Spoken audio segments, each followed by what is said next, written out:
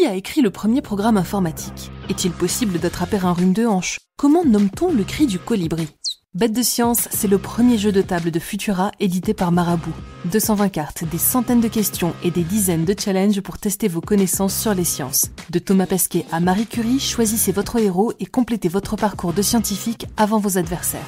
Conquête spatiale, règne animal, réalité virtuelle, biologie, écologie, astronomie. Testez vos connaissances avec Bête de science à deux ou en équipe et devenez incollable sur tous les sujets qui font la science d'hier, d'aujourd'hui et de demain. Retrouvez Bête de science dans les liens en description.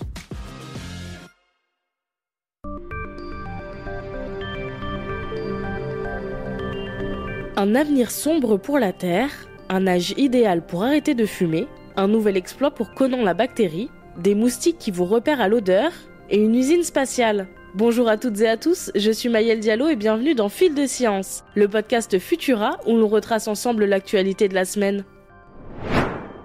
Un collectif international de 14 000 scientifiques l'annonce aujourd'hui. Le pronostic vital de notre planète est engagé. Nous sommes désormais confrontés à une urgence climatique sans précédent. 16 des 35 signes vitaux de la Terre que les scientifiques utilisent pour suivre le changement climatique ont atteint des records. Entre l'augmentation de la consommation d'énergie fossile, un niveau de CO2 dans l'atmosphère jamais enregistré auparavant, les canicules et les catastrophes naturelles, la Terre est mal en point. Dans le rapport qui vient tout juste de paraître, les chercheurs rappellent que le changement climatique est un problème systémique de dépassement écologique. Plus simplement dit, la demande humaine dépasse la capacité de régénération de la biosphère.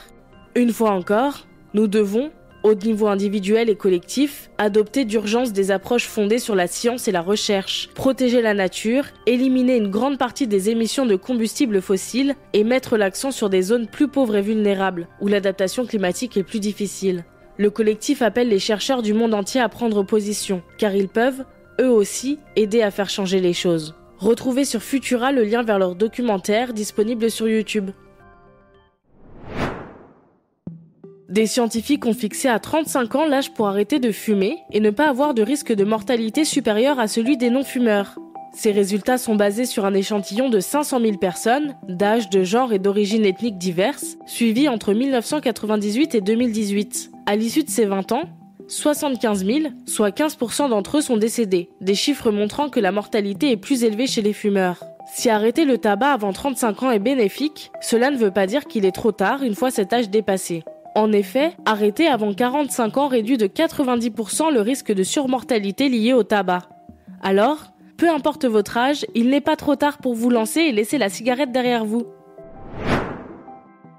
Vous connaissez Conan la bactérie ? C'est l'un des organismes les plus radiorésistants connus des chercheurs. Et une nouvelle étude montre qu'il pourrait survivre dans des conditions extrêmes qui règnent sur la planète Mars. En recréant les radiations et températures présentes sur la planète rouge, les scientifiques ont démontré que Conan la bactérie pouvait résister à une dose impressionnante de radiation, 28 000 fois la dose létale pour un humain, et pourrait survivre jusqu'à 280 millions d'années pour peu qu'elle soit protégée par une dizaine de mètres de sol martien.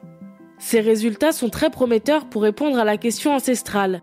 Y a-t-il de la vie sur Mars ? Les futures missions envoyées sur place pour en trouver des traces pourraient bien être couronnées de succès. En effet, même si toute forme de vie martienne devrait avoir disparu depuis longtemps, des macromolécules et virus auraient bien pu survivre beaucoup plus tard.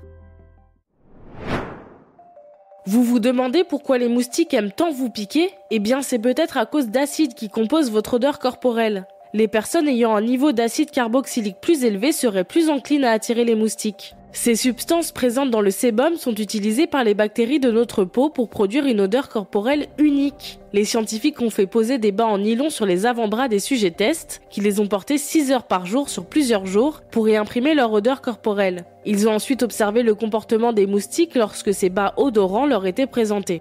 Résultat, le volontaire le plus attirant pour les moustiques l'était 100 fois plus que le moins attirant. Et les chercheurs ont décelé dans les personnes les plus attirantes plus de 50 composés du sébum présents en grande quantité, dont les acides carboxyliques.